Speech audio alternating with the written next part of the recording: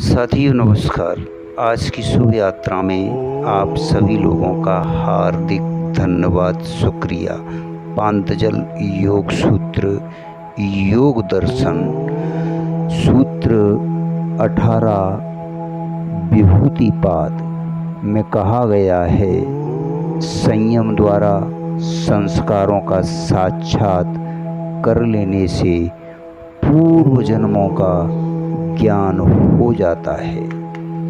मित्रों, कर्मवाद के नियमों के अनुसार प्रत्येक कर्म परिणामी है, उसका फल अवश्य होता है, जिसे भोगना अनिवार्य है। बिना भोगे उससे मुक्ति नहीं हो सकती। ज्ञानी ज्ञान द्वारा इन कर्म फलों से मुक्त होते हैं तथा अज्ञानी इन्हें भोग कर मुक्त होता है। इस कर्मवाद के सिद्धांत के अनुसार मनुष्य अपने जीवन में जो भी अच्छे बुरे कर्म करता है अथवा जिसका वह अनुभव करता है, वह उसकी स्मृति में विद्वान रहते हैं। मृत्यु के बाद भौतिक वस्तुएं तो सभी छूट जाती हैं, किंतु मन उस जीव आत्मा के साथ रहता है जिसमें कर्मों की स्मृतियां रहती हैं। मृत्यु के बाद तथा पूर्व जन्म से पूर्व यह जीव आत्मा एक निश्चित अवधि तक भटकती रहती है।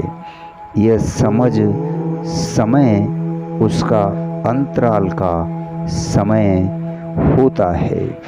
इस अवधि में इन स्मृतियों का ना तो विकास होता है ना क्षय।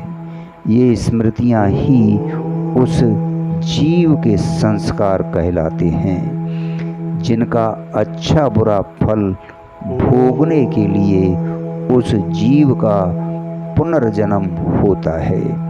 मित्रों, इन्हीं संस्कारों के फल स्वरूप उसे जन्म, आयु और भोग प्राप्त होते हैं तथा वर्तमान जीवन में वह जीव फिर नए कर्म संस्कार करता है, जिससे फिर नए संस्कार बनते हैं तथा पुरानों में से जिनको वह भोग लेता है वे समाप्त हो जाते हैं।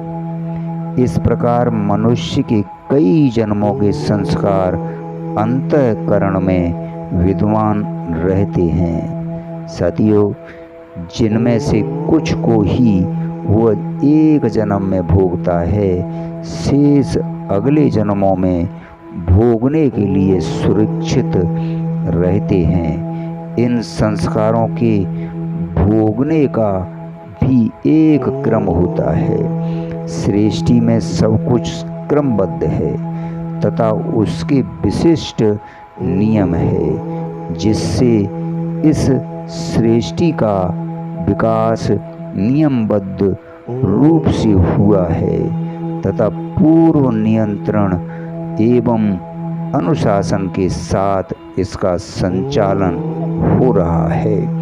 यदि कोई इसकी संपूर्ण कार्यविधि को जान लेता है तो वह सृष्टि के संपूर्ण रहस्यों को जान सकता है।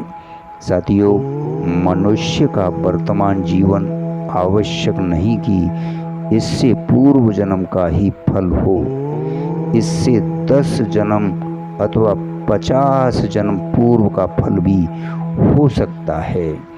जो भोग इस जन्म में मनुष्य भोग रहा है वह हो सकता है इससे पूर्व हुए 50वें जन्म में किए गए कर्मों का भोग हो।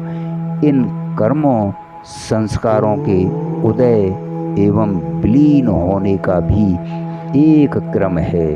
यह क्रम गणित जैसा नहीं है कि 1 2 3 आदि क्रम से ये उदित होते हों, बल्कि इन संस्कारों की तीव्रता तथा गहनता पर निर्भर है।